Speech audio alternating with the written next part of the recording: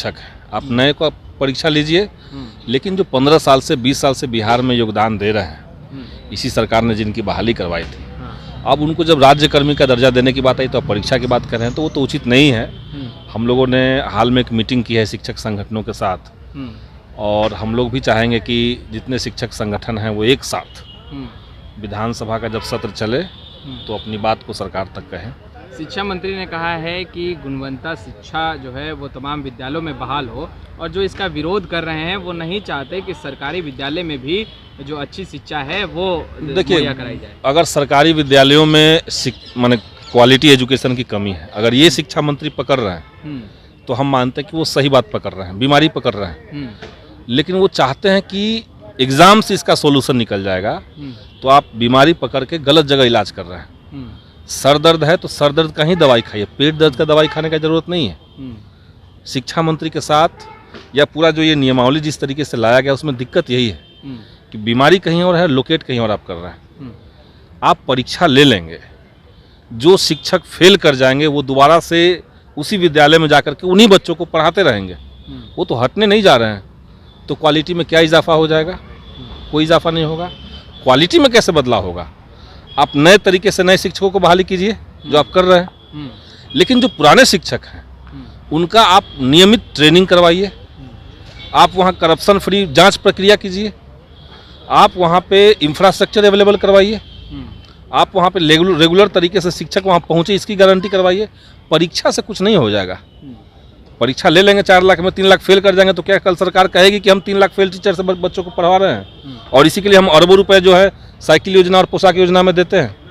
आप लोग लगातार आवाज़ बुलंद कर रहे हैं इन चीज़ों को लेकर के, मगर संदीप जी कहा यह जा रहा है कि पीछे से उकसाने का काम किया जा रहा है शिक्षकों को, अभ्यर्थियों को, इसे कैसे देखते हैं? बिहार के जो शिक्षक हैं उनको कोई उकसाएगा?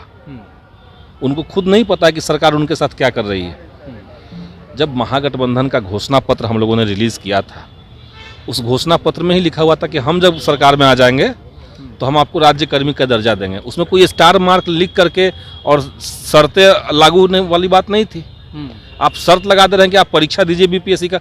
जो शिक्षक पहली से 5वीं तक पिछले 20 सालों से पढ़ा रहा है, वो पढ़ा रहा है अपने घर से 3 घंटा का जर्नी करके स्कूल पहुँचता है, वहाँ से फिर लौट के आता है, बीच में अपना परिवार देख रहा है, गैर शैक्षणिक कार्य सरकार देती है वो भी कर रहा है। इसके बाद आप उम्मीद लगा रहे हैं कि वो बीपीएससी निकाल लेगा, ये तो ज्यादती है।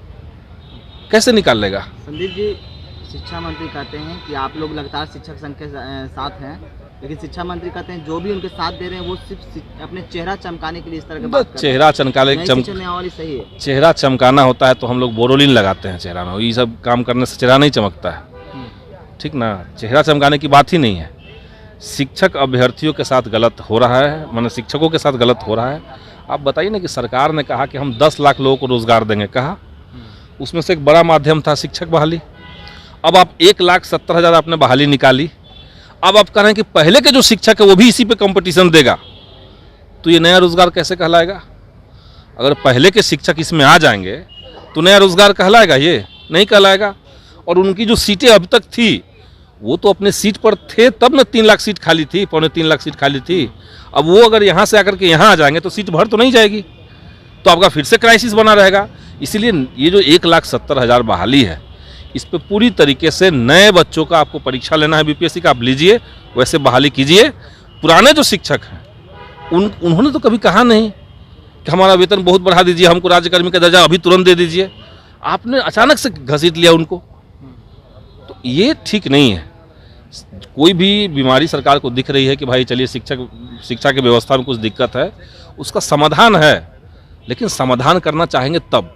स्टंट कर देने से समाधान नहीं हो जाएगा, ये स्टंट है सिर्फ।